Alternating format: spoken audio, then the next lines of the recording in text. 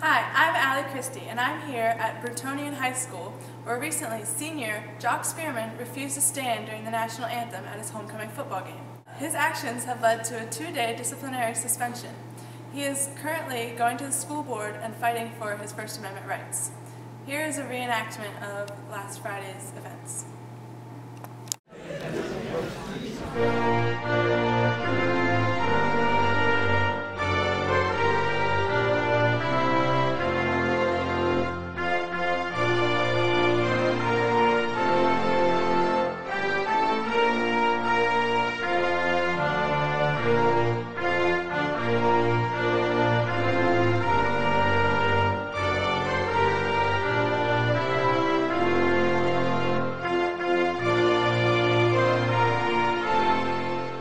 Now we move to the interviews with the shocked citizens of Burtonian High School.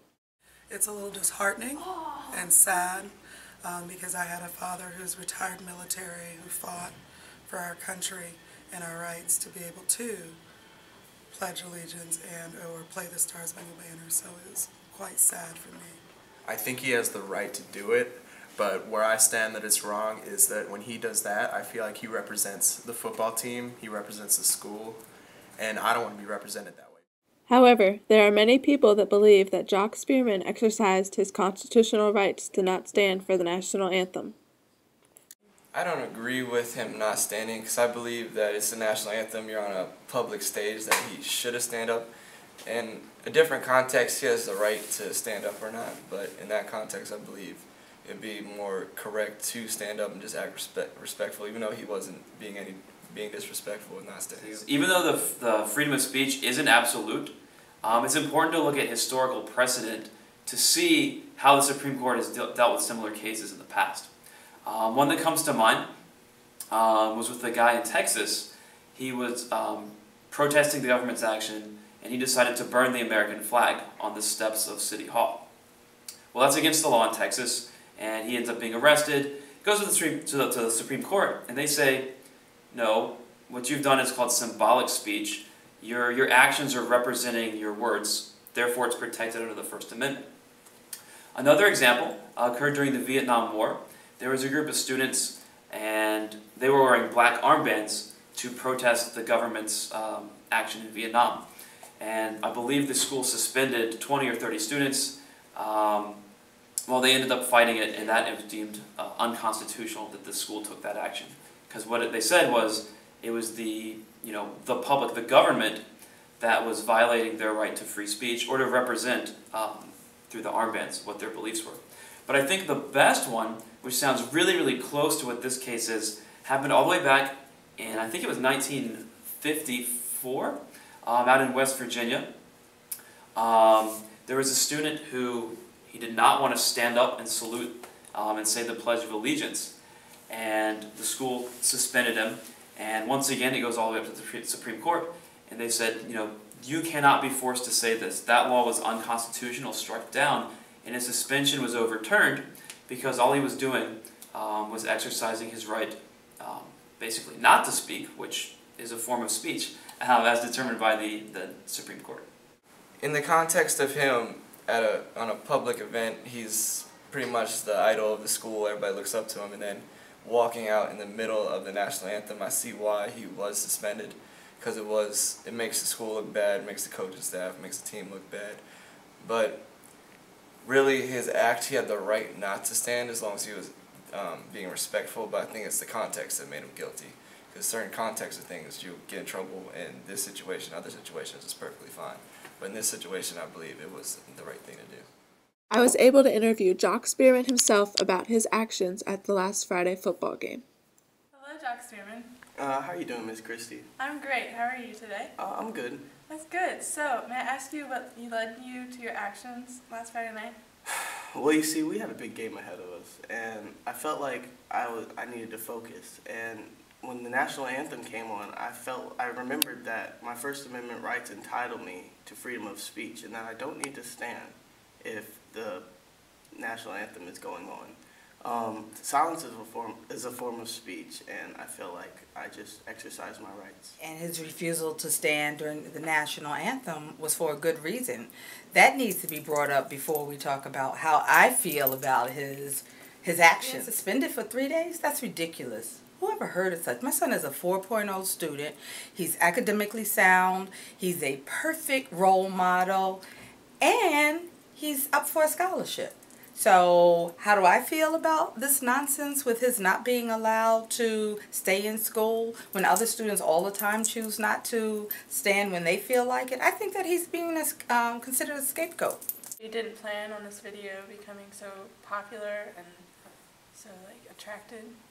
No, every high schooler wants attention, but this is too negative. It's really jeopardizing my college career.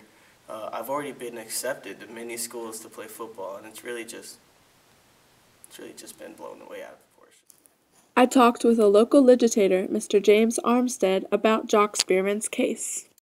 Well, we haven't seen anything quite like this in the sense of it being in the context of a school athletic event. But we do have two cases I think we can look at. One would be the 1943 case, West Virginia Board of Education v. Barnett, a fairly famous, well-known issue where a young man who was a Jehovah's Witness refused to stand for the Pledge of Allegiance. Now, in that case, the court said that he was within his rights not to stand, and but that he had, and his parents had to put in writing, ahead of fact, the religious disagreement with the idea of standing for the pledge and pledging to something that wasn't within his faith. And then the second case, more recent, would be Frazier v. Smith, and that's from a Florida case from 2005, where, again, a young man did not want to participate in the Pledge of Allegiance. In this case, he did not have religious grounds. He just had personal feelings that this wasn't something that he wanted to do. And that case is rather interesting in that the court originally said that he did not have to stand, and then on appeal, the higher court ruled that his parents had to put in writing ahead of time his objections, or their objections, to standing for this. So while we think that, or I would think that these two cases speak pretty closely to the issue at hand, there is the issue of prior notification and a few other wrinkles that make this a first impression case, and one that perhaps could find a different result in a court. Do you think you will take these to Absolutely. the school board? Yes, without a question. It's going to the school board, and if their decision does not line up with what I think should happen, there will be consequences. So you're planning on taking this to the school board? Oh yes, me and my parents are already on that. So you're going to try to revoke your suspension? Of course. There are a few complicating factors in this, primarily having to do with the age of the person involved. Because he's a minor and because he is in school, there are certain restrictions on First Amendment rights that occur, and those are not always very clear to be able to judge in advance. The court's been on one side and then another, and the court that we have now hasn't really spoken to this issue directly, and so there's a bit of a gray area here. As a strong defender of the Constitution and the Bill of Rights, I would say that the purpose of this is to protect us from government intrusions, and if we're now punishing people because they're not saying what we want them to say, or they're not falling in line, we have lost our sovereignty as people. And so I fully believe that Jock was fully within his rights to do so, and the national government, state government, local government, whatever entity, and in this case local government, the school, has no jurisdiction to authorize this suspension. And based on what I've seen in the past and what I believe, this should be overturned. It's not constitutional to do what you did to him.